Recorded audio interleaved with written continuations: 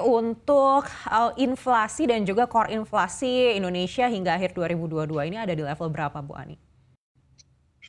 Kalau untuk inflation-nya mungkin di kisaran 4,6, 4,7 plus minus ya, Mbak ya.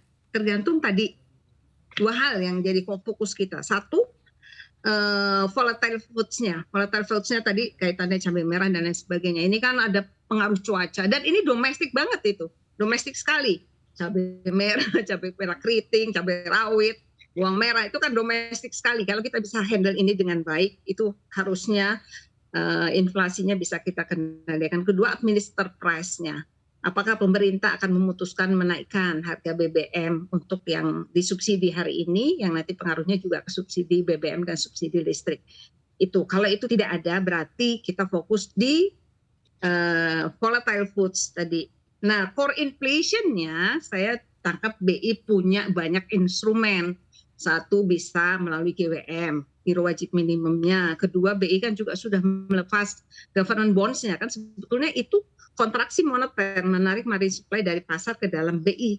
Nah, ini sebetulnya juga bisa menjaga core inflation-nya, karena kan orang kemudian berpikir, oh ya enggak lah, mungkin artinya BI menjaga stabilitas kurs gitu, dan core inflation-nya dijaga oleh BI. Itu pandangan saya. Baik. Ya, Mbak. Lalu seperti apa risiko untuk kita terkait dengan adanya resesi global yang juga ini sempat mengkhawatirkan ekonomi dari global juga dan juga jelang tahun politik di 2024? Baik, kita bicara mengenai apakah Indonesia resesi begitu. Saya menangkap Indonesia kan kalau kita lihat peluang resesinya 3%.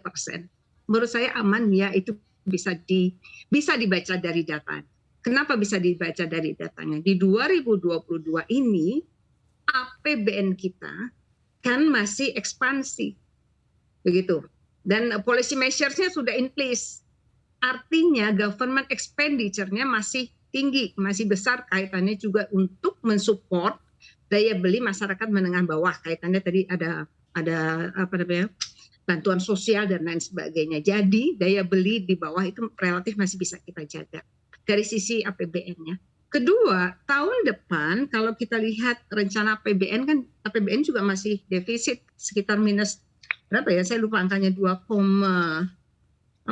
kalau tidak salah.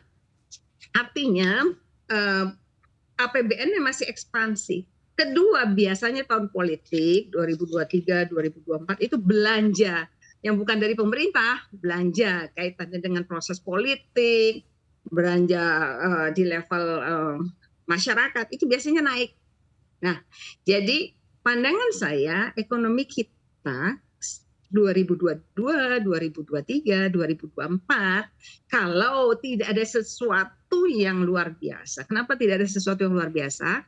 Gini Mbak, ada data statistik ini dalam modeling ya, yang mengatakan selang harga oil, harga minyak dunia itu antara 28 sampai 128 30 128 130 US dollar per barrel.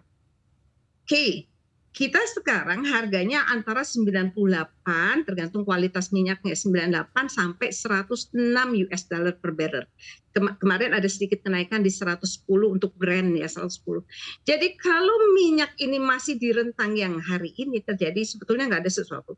Tapi kalau dia tiba-tiba naik di level 130 begitu. Nah ini kita harus berhitung ulang karena ini dampaknya nanti ke subsidi di dalam komponen APBN, terutama subsidi BBM dan subsidi listrik mungkin akan besar. Blessing-nya kita sedang mengalami penerimaan pajak dan non pajak yang naik sehingga surplus APBN terjadi sekarang.